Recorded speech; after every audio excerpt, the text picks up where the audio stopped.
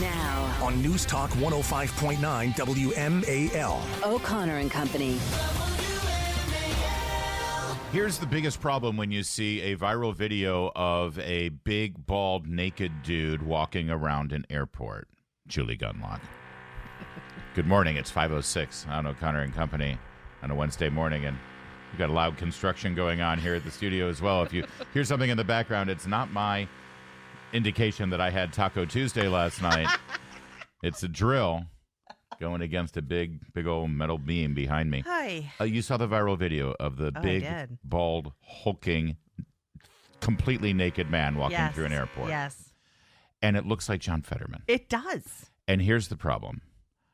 For a moment, anyone who saw that video thought, well, is that John Fetterman? Right. Could it be? Because normally you would say, well, of course it's not a U.S. senator. It's totally plausible. It's 100% plausible. If you said there's video of a naked John Fetterman walking through an airport, he you would even say, had that sort of hunch. yes. I don't believe it is John Fetterman, although I'm not 100% sure. But we'll put that naked man video on our. It's all you see is a butt. There's no genitalia. Okay, you see enough. Well, I mean, it's not It pleasant. wasn't a good butt. It's funny. It's funny. The naked men are funny. Well, If I were a woman, I would be terrible at having sex with men because I would just laugh. Larry. Naked men are just funny looking. They are. I would be laughing all the time. It's like, what? That one was funny looking. Yeah, that's funny. Fetterman Because is it looks very- like Fetterman.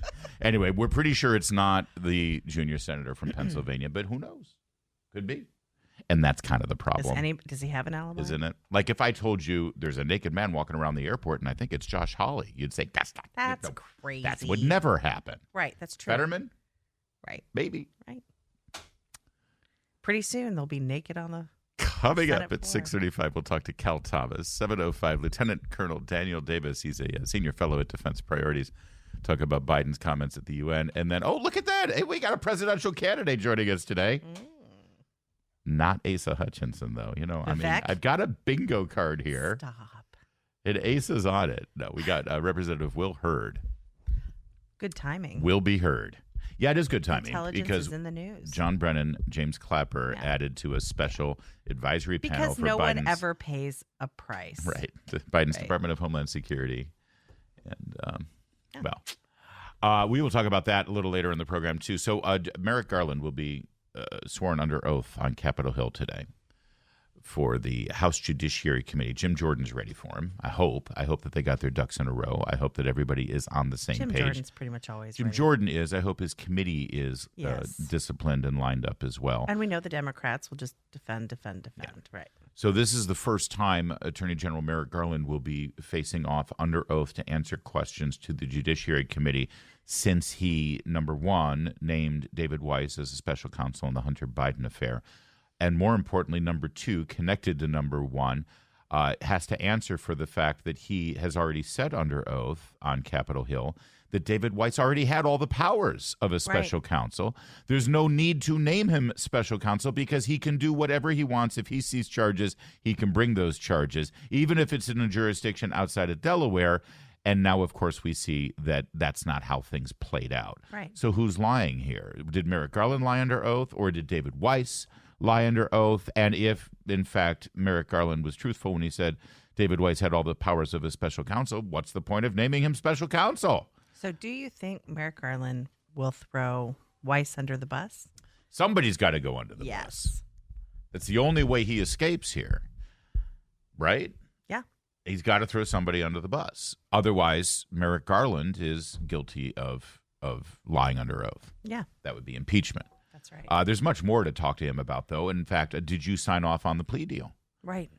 That David Weiss approved of. Do you approve of the plea deal that David Weiss approved of? Do you think that plea deal was okay? Because the judge threw it out. So do you think that it was And the judge said okay? it was unprecedented. She's never seen anything like it. So here's how that questioning can go. If the questions are constructed properly, did you approve of this plea? Did you sign off on it? Nope. That was David Weiss's opinion. David Weiss had the final say on that. His call. Oh, all right then. In retrospect, considering the fact that the judge threw it out because it was inappropriate, in retrospect, considering the fact that the judge exposed that this would give Hunter Biden backdoor de facto immunity from any other charges brought against him, Do you think it was a good idea? Do you think that this was good prudential judgment used by your man, David Weiss, in Delaware? And the only answer he can give to that was, well, he was a Trump appointee. And so, you can't say it. Because all he can say is, I guess he could say, well, that's not my call. Yeah. Okay, but it was your call to name him the special counsel. Right. So if you, clearly you're giving him a stamp of what he approval. did was wrong. See? Why did you then appoint him? Reward him. That's right. Promote him Yeah. to special counsel. So that's a pretty good line of questioning, I think, that they could take too, just on the face of it. How do you think it's going to play out today? Because Merrick Garland is he's not the most stirring and steadfast individual when given the podium. He comes across as sort of a mealy-mouthed weasel. Yeah, he does. And I do think that, he'll, somehow, it doesn't really matter though, Larry, because the media will present it as Garland giving good answers. I mean, that's sort of where I am now. Like, it doesn't really matter. I feel like Democrats, they don't, we briefly mentioned this appointment of Brennan to this new Homeland Security panel. It's outrageous. Yeah. It's outrageous for those of us who know what Brennan did and lied over and over again, and he's rewarded. So I don't know. I mean, I'm going to watch. I'm interested in this, but I feel like they never have to face the music. I'm concerned, though, that according to Jim Jordan, speaking to the Washington Examiner, I'm concerned that they're going to spend too much time on the Jack Smith prosecutions of Donald Trump. He said the two main issues are going to be David Weiss, the Hunter Biden investigation, and then some questions about Jack Smith.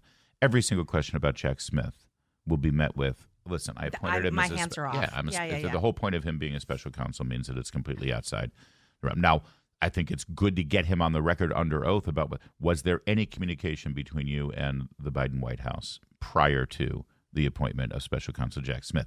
Did you see this New York Times article that quoted through advisors to President Biden that the president was frustrated with your performance with regard to Donald Trump? Did you see that article? Were you aware of that article?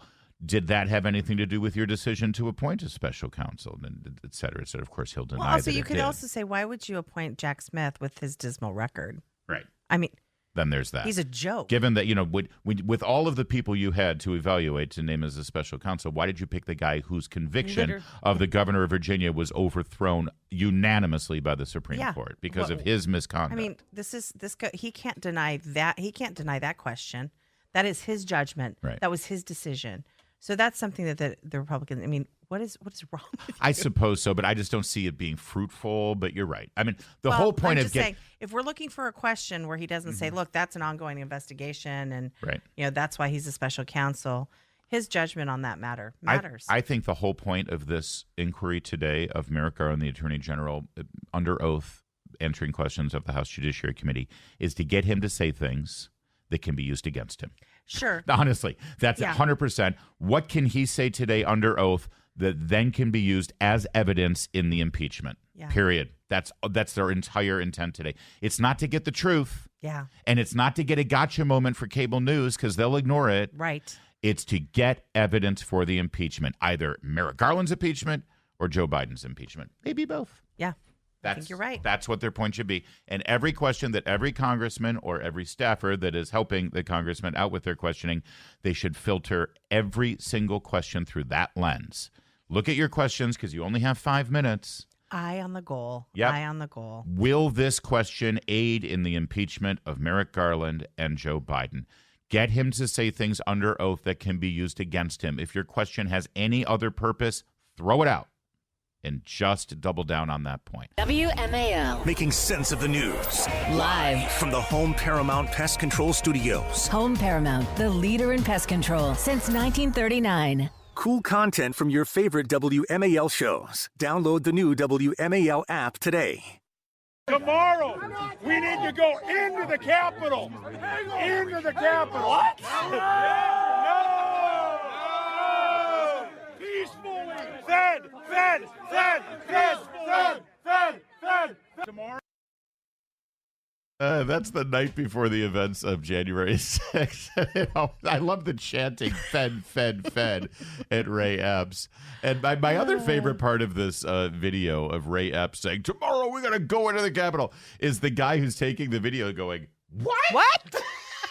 Tomorrow, we need to go into the Capitol. Into the Capitol. What? No, no, we're not going to go into the Capitol." Larry, we're not allowed to laugh at anything related to January 6th. Oh, you have to laugh at this point. Otherwise, you get really outraged. Ray Epps, the man who most people would point to as sort of, public enemy number one when it comes to the events of January 6th, because he's the only guy we've seen on video multiple times all day on January 6th, and then that video the night before on January 5th, rallying people and encouraging them and even assisting them when he helped tear down a police barricade to go into the Capitol after President Trump's speech that day on the Ellipse. But for some bizarre reason, up until yesterday, he had escaped any actual charges. You got to, you had people who were not even there, right, getting 20 years, and this guy on video saying, "Go into the Capitol." Nothing. Yeah. Well, he got. What has he gotten? Now he has levied charges, but you have to understand something. Up until this point, what are we? Almost 2 years later. Yeah. Right. Yeah. Close to over a year and a half later, over 1,000 people have been charged. Mm-hmm. And they're still with a looking. crime from January 6th. Oh, yeah. They're still looking. They sure are. But yesterday, they finally levied charges against Ray Epps, that guy who was, it's a single charge. Single charge. Was it obstruction felony? Nope. And Julie Kelly, God bless her. Yeah. And I know she's making the rounds right now on these charges, and she's working on it. But she's, of course, been the most tireless journalist covering these trials, covering the charges, covering all of it. So she knows all of the charges that have been the sort of standard boilerplate that they give to grandma who was, waving with a MAGA hat. Right, in the who walked into a door held open by a kindly Capitol police officer. Yes. And she pointed out all of the charges he was not. No obstruction felony, no civil disorder charge. Nothing civilly disorderly about that, right? No trespassing on restricted grounds misdemeanor. Nope, it's a single count. And again, these are charges that people who walked in peacefully, looked around, left. Yeah. These are the charges they've faced. And this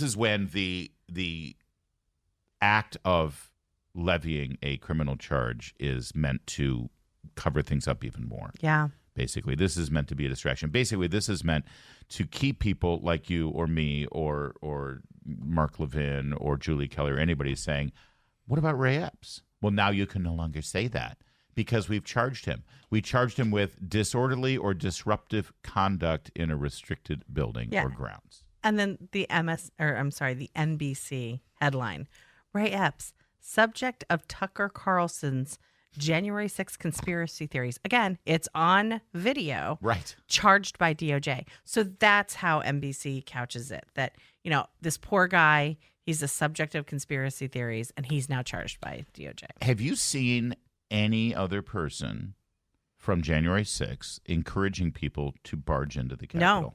There's only one person I've ever seen on video saying, let's go, let's do it. And he was right up front, too. Oh, yeah. He was at the barrier. Yeah.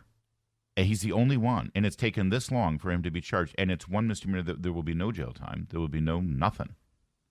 I mean, it's almost like they're so audacious. It's like this reckless arrogance of judicial power that they will wield however they want. It's almost like they're doing this just to piss people off. Yeah, just to poke you in the eye. And Miranda Devine, though, she had that headline yesterday. The FBI, she had a tweet about it. The FBI had so many paid informants on the Capitol that they lost track of the number. Yeah. They were asked specifically by Congress, can you give us a definitive number of how many informants were there that day? And they literally said, we can't tell you because we've lost count. Yeah, and then if you string these things together, if you connect these dots, if you say, was Ray Epps an informant? Was he there to stoke this anger? Was he there to encourage people to do unlawful things? You're the conspiracist. That's right. You know how you get rid of conspiracy theorists? Stop acting conspiratorially. Yeah, or tell people things. Yeah, transparency would be nice. It's 5:23. Now, On News Talk 105.9 WMAL. O'Connor and Company. It's 5:36 now on O'Connor and Company as we charge ahead, full speed ahead, in fact, on this Wednesday morning. Got to get you through that hump day, and we got a lot of help in doing it. At 6:35, Cal Thomas will be here with his insights. At 7:05, Lieutenant Colonel Daniel Davis of the Defense Priorities Group. You can talk about the UN remarks of President Biden yesterday, as well as allowing the Mullah of Iran to speak to the assembled parties. Also at 8:05, Representative Will Hurd, retired congressman who's now running for president. He's also an ex-CIA officer, and we can talk to him about this new DHS advisory panel, including John Brennan and James Clapper and Paul Colby. We're going to get into that right now with Julie Gunlock. Good morning, Julie. Good morning. You were there at the creation of the Department of Homeland Security. I was, you were there working on Capitol Hill and became part of the Oversight committees. Oversight Yep. committees. Thank you for Homeland Security in particular.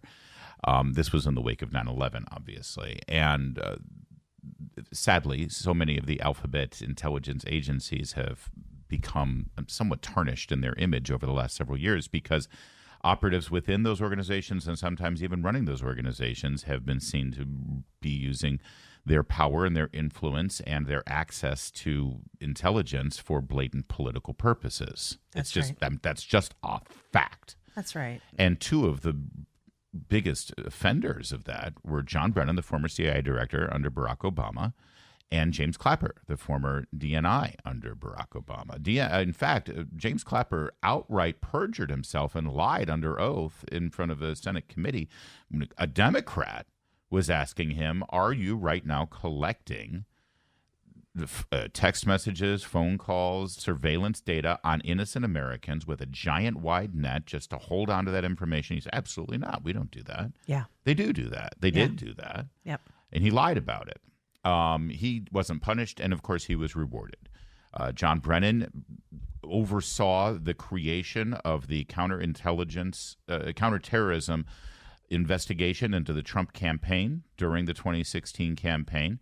That then morphed into an investigation of the president-elect and eventually the president that Donald Trump was never informed of, which is against the law. Mm-hmm. John Brennan oversaw that, knew exactly the origins of it, knew that it was politically created by Hillary Clinton, and did nothing, in fact, encouraged that investigation to stymie the incoming president's operations. Not only that, but both of them signed on to that false letter. That's right. Claiming that the Hunter Biden laptop story broken by the New York Post had all the earmarks of Russian disinformation. Now, that right there should put this guy in, at the very least, completely outside the realm of any role of influence in intelligence or in Homeland Security or in America's national defense, if not actually put them under scrutiny for a criminal investigation. That's right. Instead, the Biden administration just rewarded both of these men with a new appointment to an advisory panel of experts for the Department of Homeland Security. Yeah, and it's really dangerous when you have people of this authority in the government, and especially intelligence